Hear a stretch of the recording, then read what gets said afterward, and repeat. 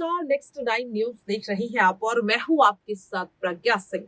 राजस्थान की बात करेंगे आज की इस खास रिपोर्ट में, क्योंकि राजस्थान में लगातार सियासत गर्माती हुई दिखाई दे रही है, क्योंकि पूर्व डिप्टी सीएम सचिन पायलट ने अपनी ही पार्टी के खिलाफ मोर्चा खोल दिया है। जिस तरह से सचिन पायलट ने मुख्यमंत्री अशोक गहलोत के सामने अपनी 3 बड़ी मांगे रख दी हैं और साफ तौर पर कह दिया है कि जब तक ये मांगे पूरी नहीं हो जाती वो झुकने वाली नहीं है। यहाँ तक कि सरकार को 15 दिन का अल्टीमेटम दे दिया है।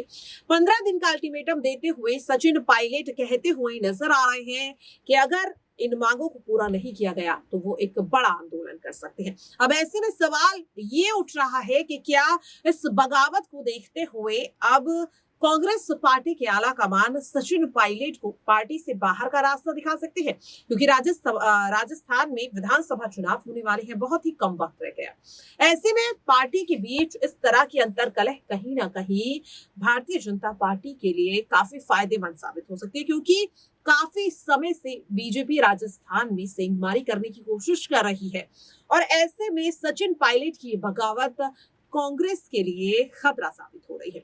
मल्लिकार्जुन खड़गे लगातार उन्हें लेकर के सचिन पायलट को और उनके गुट के विधायकों को ये उम्मीद थी कि जब मल्लिकार्जुन खड़गे के हाथों में कांग्रेस की कमान आई तो वो शायद सचिन पायलट को लेकर कोई बड़ा फैसला लेंगे, लेकिन ऐसा नहीं हुआ। जिसके बाद सचिन पायलट अब पूरी तरह से बगावती तेवर दिखाते हुए नजर आ रहे हैं। जनसंघर्ष यात्रा की शुरुआत करने के बाद सचिन पायलट ने ये साफ कर दिया कि अब अगर उनकी मांगे पूरी नहीं की गई तो वो पार्टी से इस्तीफा भी दे सकते हैं। अब ऐसे में सवाल ये उठ रहा है कि आखिरकार पार्टी के हाईकमान क्या फैसला लेंगे।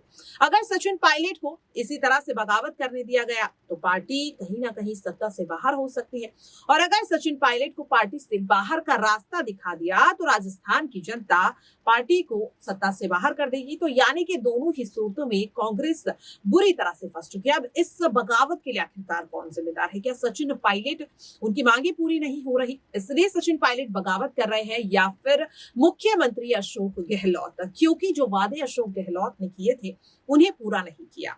अब ऐसे में इसका फायदा बीजेपी पूरी तरह से उठा सकती है। आपको बता दें कि जहां एक ओर प्रधानमंत्री नरेंद्र मोदी लगातार राजस्थान के दौरे कर रहे हैं, तो वहीं दूसरी ओर पूर्व मुख्यमंत्री वसुंधरा राजे को अब बीजेपी ने राजस्थान की जिम्मेदारी सौंप दी है।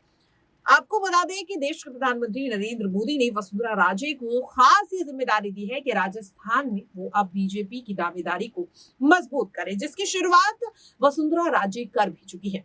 पायलट और गहलोत के विवाद में कहीं ना कहीं वसुंधरा राजे फायदा उठाती हुई नजर आ रही हैं, लगातार अशोक गहलोत पर हमलावर होती हुई दिखाई दे रहे हैं। जब अशोक गहलोत के खिलाफ सचिन पायलट ने मोर्चा खोल दिया तो उस दौरान देखने को मिला कि वसुंधरा राजे ने ट्वीट करते हुए अशोक गहलोत पर कहीं ना कहीं तंज कसने का काम किया।